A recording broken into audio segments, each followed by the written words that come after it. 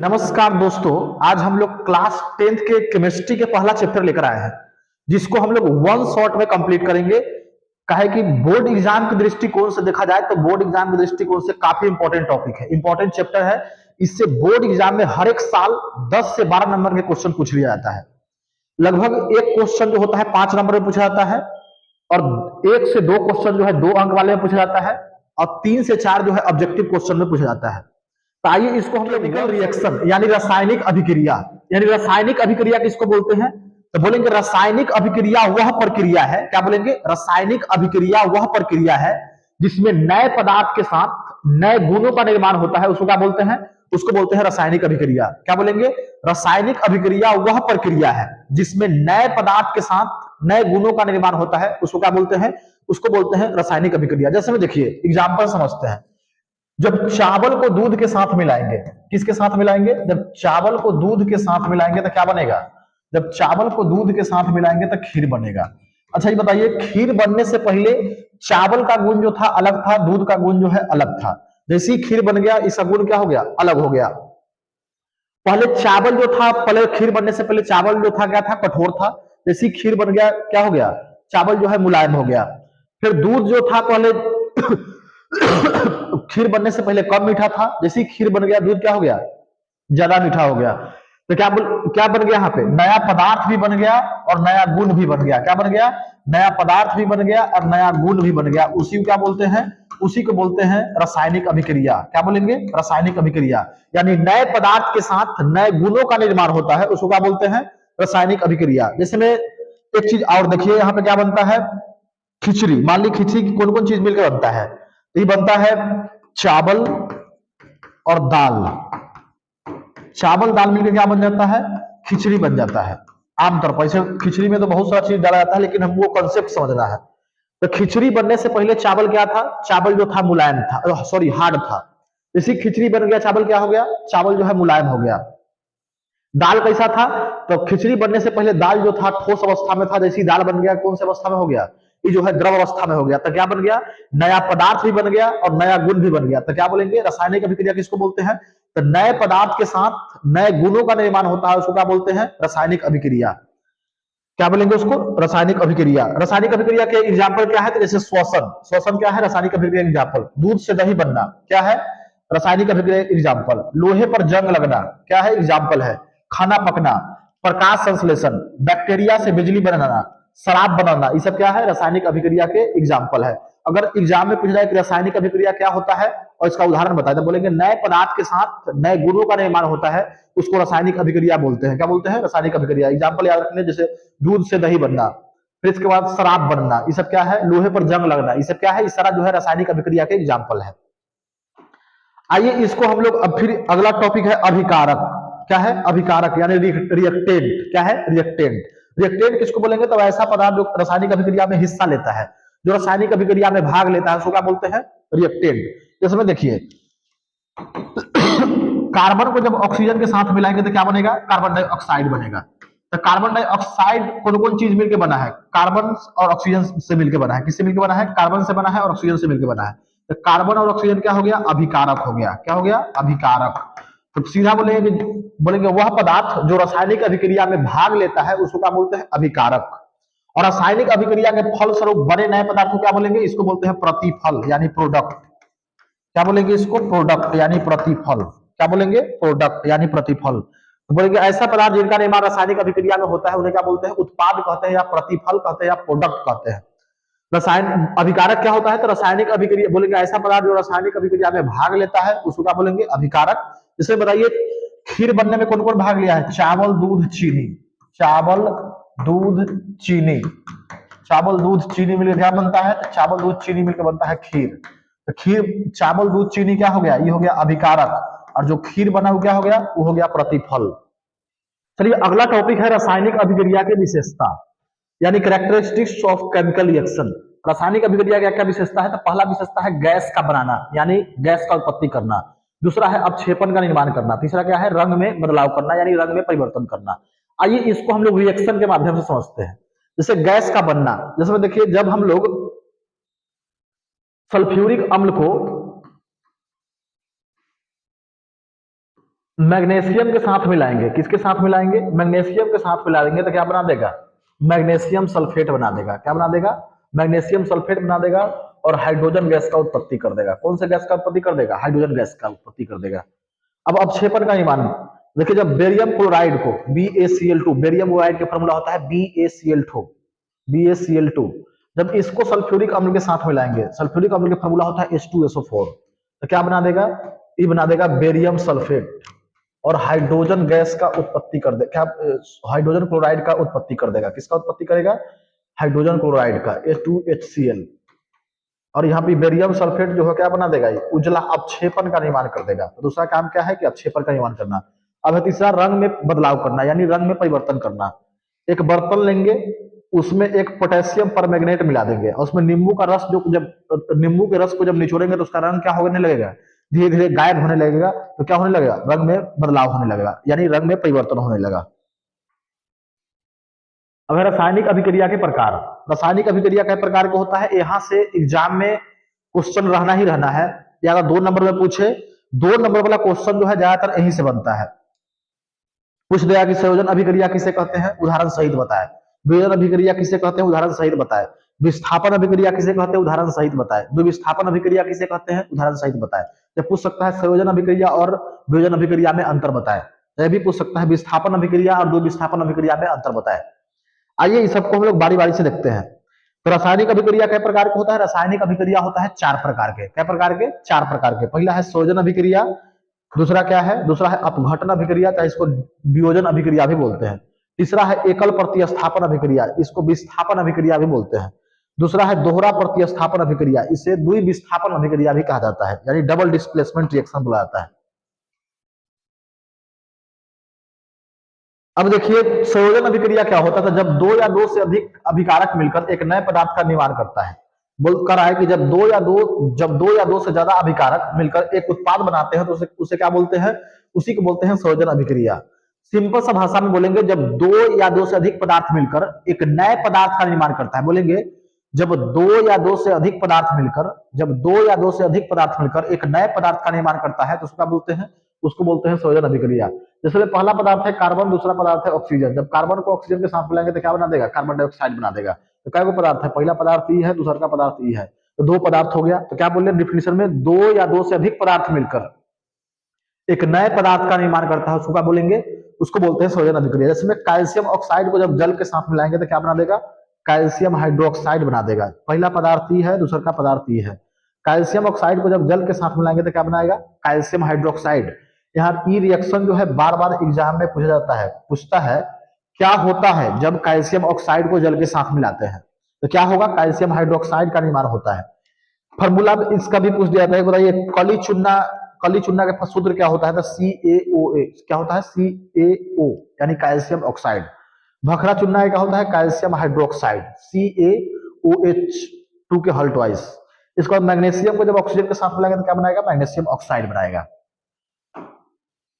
इसके बाद देखिए नेक्स्ट टॉपिक है डिकम्पोजिशन रिएक्शन, यानी वियोजन अभिक्रिया। तो जब कोई पदार्थ टूटकर 2 या 2 से ज्यादा नए पदार्थ का निर्माण करता है, उसको क्या बोलते हैं? उसको बोलते हैं वियोजन अभिक्रिया, यानी डिकम्पोजिशन रिएक्शन।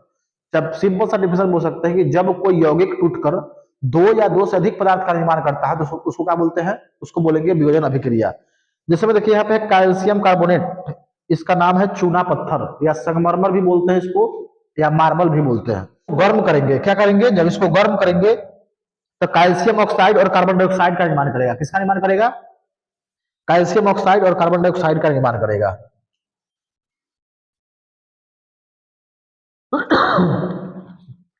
वियोजन अभिक्रिया के प्रकार। वियोजन अभिक्रिया के प्रकार को होता है, तो वियोजन अभिक्रिया होता है 3 प्रकार के। पहला उष्मीय वियोजन, दूसरा है विद्युत वियोजन, तीसरा है प्रकाशीय वियोजन।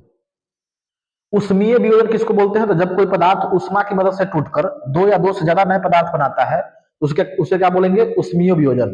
चाहे बोलेंगे जो पदार्थ उष्मा के कारण बोलेंगे जब कोई पदार्थ उष्मा की मदद से टूटकर, यानी उष्मा के सहायता से टूटकर, यानी हीट के सहायता से टूटकर 2 या 2 से ज्यादा नए पदार्थ बनाता है तो उसको क्या बोलते हैं? उष्मीय वियोजन। यानी उष्मा के कारण जो पदार्थ बनता है, उष्मा के टूटने के कारण जो पदार्थ बनता है उसको क्या बोलते हैं? जैसे कैल्शियम कार्बोनेट को जब गर्म करेंगे तो क्या बनेगा? कैल्शियम ऑक्साइड बनेगा और कार्बन डाइऑक्साइड बनेगा। तो बोलेंगे जब कोई पदार्थ उष्मा की मदद से टूटकर दो या दो से ज्यादा नए पदार्थ बनाता है तो उसे क्या बोलते हैं? उष्मीय वियोजन अभिक्रिया बोलते हैं। क्या बोलते हैं? उष्मीय वियोजन अभिक्रिया कहते हैं। जैसे में कैल्शियम कार्बोनेट को जब गर्म करेंगे तो क्या बनाएगा? कैल्शियम ऑक्साइड और कार्बन डाइऑक्साइड का निर्माण करेगा। इसके बाद है विद्युत वियोजन। जब किसी पदार्थ में विद्युत धारा प्रवाहित करने पर उसका अपघटन हो जाता है तो उसे क्या कहते हैं? विद्युत वियोजन कहते हैं। जैसे में देखिए यहाँ पे सोडियम क्लोराइड यानी साधारण नमक, जब सोडियम क्लोराइड में इलेक्ट्रिसिटी पास कराएंगे तो इस सोडियम में और क्लोरीन में टूट जाएगा, यानी सोडियम अलग हो जाएगा, क्लोरीन अलग हो जाएगा। सोडियम पर होता है प्लस चार्ज और क्लोरीन पर होता है माइनस चार्ज।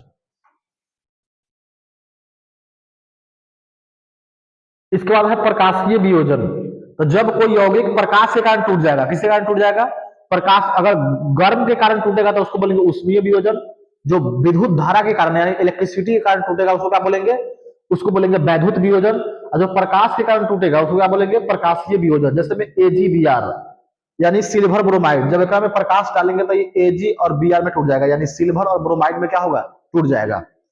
तो याद रहेगा, बोलेंगे वियोजन अभिक्रिया क्या होता है? तो वियोजन अभिक्रिया एक यौगिक टूटकर दो पदार्थ का निर्माण करता है तो उसको क्या बोलेंगे? वियोजन अभिक्रिया।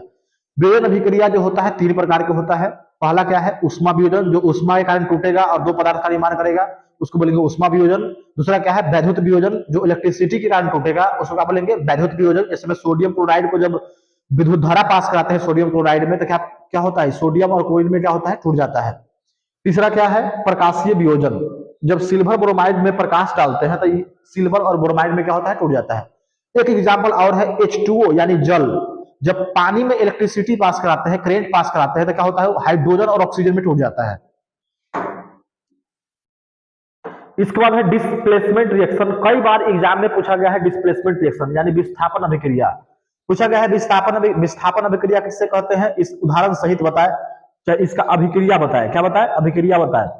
तो विस्थापन अभिक्रिया क्या होता है? जब कोई अधिक क्रियाशील तत्व किसी कम क्रियाशील तत्व को किसी यौगिक से विस्थापित कर देता है तो ऐसी रासायनिक अभिक्रिया को क्या बोलते हैं? विस्थापन अभिक्रिया। एक बार और बोलेंगे, जब कोई अधिक क्रियाशील तत्व किसी कम क्रियाशील तत्व को किसी यौगिक से विस्थापित कर देता है तो ऐसी रासायनिक अभिक्रिया को क्या बोलते हैं? विस्थापन अभिक्रिया कहते हैं। इसे प्रतिस्थापन अभिक्रिया भी कहा जाता है। विस्थापन अभिक्रिया में धातु और अधातु दोनों भाग लेते हैं। कौन भाग लेता है? धातु भी भाग लेता है, धातु भी भाग लेता है। एग्जाम्पल में याद रखेंगे, जैसे में आयरन को जब कॉपर सल्फेट के साथ मिलाएंगे, कॉपर सल्फेट का फॉर्मूला होता है CuSO4। जब इसके साथ मिलाएंगे तो क्या बना देगा? FeSO4 यानी आयरन सल्फेट बना देगा और कॉपर का निर्माण कर देगा।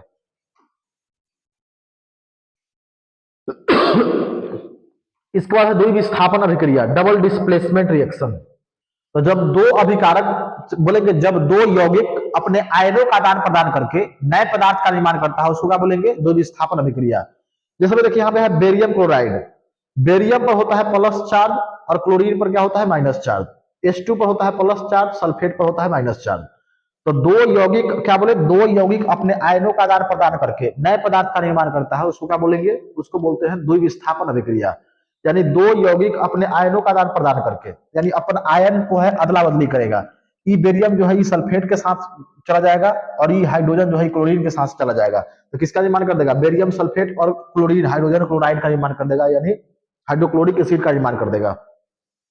ये वाला एग्जाम में पूछ चुका है, रिएक्शन जो है 2018 में पूछ चुका है। बताइए, बेरियम क्लोराइड को जब सल्फ्यूरिक अम्ल के साथ मिलाएंगे तो क्या बनाएगा? बेरियम सल्फेट बनाएगा और हाइड्रोजन क्लोराइड बनेगा। यह किस प्रकार की अभिक्रिया है? तो कौन सा अभिक्रिया है? द्विविस्थापन अभिक्रिया है। जब सोडियम हाइड्रोक्साइड को जब हाइड्रोक्लोरिक एसिड के साथ मिलाएंगे तो क्या बना देगा? सोडियम क्लोराइड बना देगा और जल का निर्माण कर देगा। देखिए, एक्सोथर्मिक रिएक्शन यानी ऊष्माक्षेपी अभिक्रिया। ऊष्माक्षेपी अभिक्रिया किसको बोलते हैं? तो बोलेंगे वह रासायनिक अभिक्रिया जिसमें ऊष्मा ऊर्जा निकलता है। क्या निकलता है? ऊष्मा और ऊर्जा निकलता है, उसको क्या बोलते हैं? ऊष्माक्षेपी अभिक्रिया। यानी क्या क्या निकलेगा? बोलेंगे वह रासायनिक अभिक्रिया जिसमें ऊष्मा और ऊर्जा निकलता है उसको क्या बोलते हैं? ऊष्माक्षेपी अभिक्रिया। एग्जाम्पल है, देखिए जैसे मीथेन को जब ऑक्सीजन के साथ मिलाते हैं तो क्या बना देता है? कार्बन डाइऑक्साइड बना देता है, जल बना देता है और इससे ऊर्जा निकलता है। कुछ ना कुछ इससे क्या निकलेगा? ऊर्जा निकलता है। अब कार्बन को जब ऑक्सीजन के साथ मिलाते हैं तो कार्बन डाइऑक्साइड बना देता है और इससे ऊष्मा निकलता है, हीट निकलता है। जब कार्बन यानी ग्रेफाइट वाला कार्बन जब इसको ऑक्सीजन के साथ मिलाएंगे तो क्या बना देगा? कार्बन डाइऑक्साइड बना देगा और 94 कैलोरी से क्या निकलेगा? ऊर्जा निकलेगा।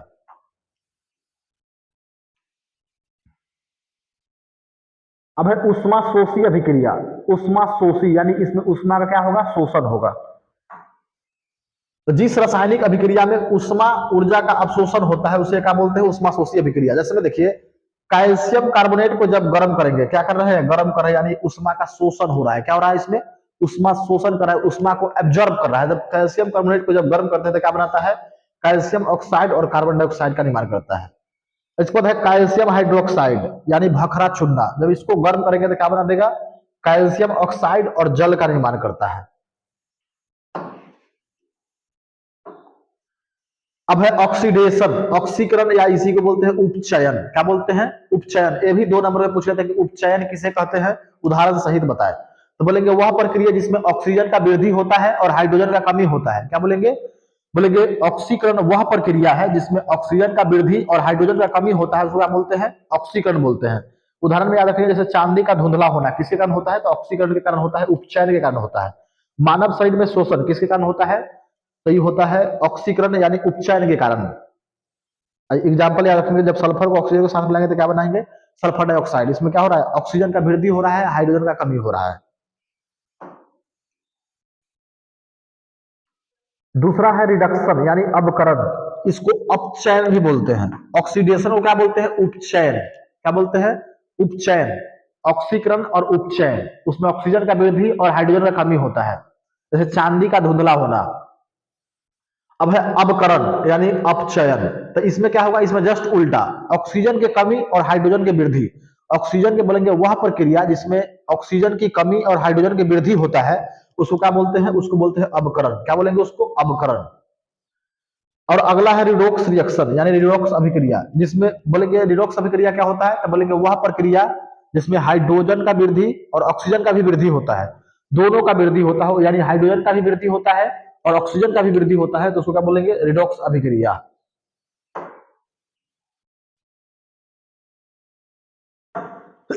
इसके बाद है सांचरण यानी कोरिजन।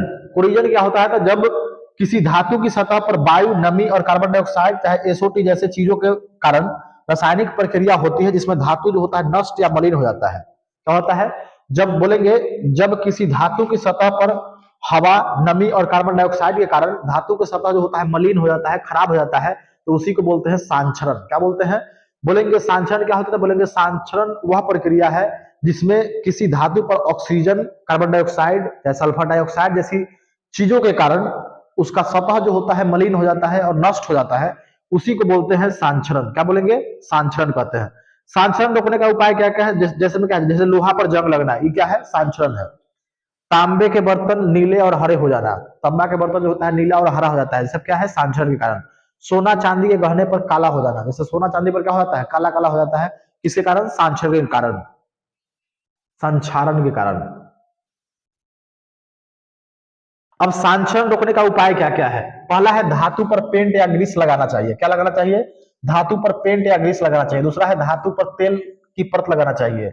चौथा है धातु पर दूसरी धातु की चादर पर चढ़ाना चाहिए। और चौथा है लोहे पर जस्ता की कोटिंग लगाने की प्रक्रिया को गैल्वेनीकरण कहते हैं। यह लोहे को भाव को ज्यादा समय तक सुरक्षित रखता है। क्या रखता है, पहला देखिए क्या क्या बोलेंगे, सांचरण रोकने का उपाय क्या क्या है। पहला है कि धातु पर क्या करेंगे, पेंट करके रखेंगे। जैसे ग्रिल व्रिल हो गया, लोहा वाला ग्रिल व्रिल है, उसको क्या क्या करके रखेंगे, उसको पेंट करके रखेंगे और ग्रीस लगा कर रखेंगे। तीसरा है उस पर तेल की परत लगाना चाहिए। चौथा है कि दूसरे जैसे धातु पर दूसरी धातु की चादर या परत चढ़ाना चाहिए। क्या चढ़ाना चाहिए, धातु पर दूसरी धातु की चादर या परत चढ़ाना चाहिए। चौथा है कि इसे ग्लैबनाइजेशन कर देना चाहिए। क्या करना चाहिए, ग्लैबनाइजेशन कर देना चाहिए। लोहे पर जस्ता की कोटिंग लगाने की प्रक्रिया को क्या बोलते हैं, ग्लैबनीकरण कहते हैं। यह लोहे के भागों को ज्यादा समय तक क्या रखता है, सुरक्षित रखता है। अब नेक्स्ट टॉपिक है रेंसिडिटी यानी विकृत गंधिता। विकृत गंधिता क्या होता है, तो जब भोजन को खुली हवा में लंबे समय तक छोड़ दिया जाता है तो उसका सुगंध और टेस्ट यानी स्वाद दोनों क्या होता है, बदल जाता है, खराब हो जाता है। उसी प्रक्रिया को बोलते हैं रेंसिडिटी यानी विकृत गंधिता। क्या बोलते हैं, विकृत गंधिता। बोलेंगे जब वसा या तेल से बने खाद्य पदार्थ को ज्यादा समय तक रखा जाता है तो उनमें मौजूद ऑक्सीजन की वजह से उनका अपचयन हो जाता है, जिससे उनका स्वाद और गंध क्या होता है, बिगड़ जाता है। उसे ही क्या बोलते हैं, विकृत गंधिता।